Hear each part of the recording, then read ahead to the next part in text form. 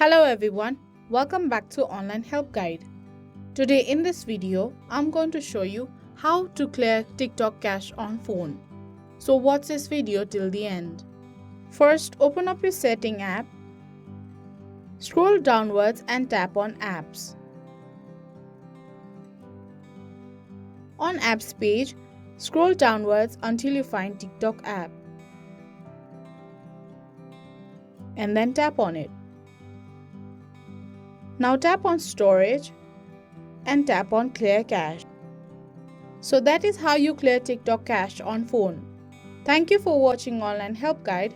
Hope this video was helpful. If it was, then hit the like button and comment down if you have any questions or feedback.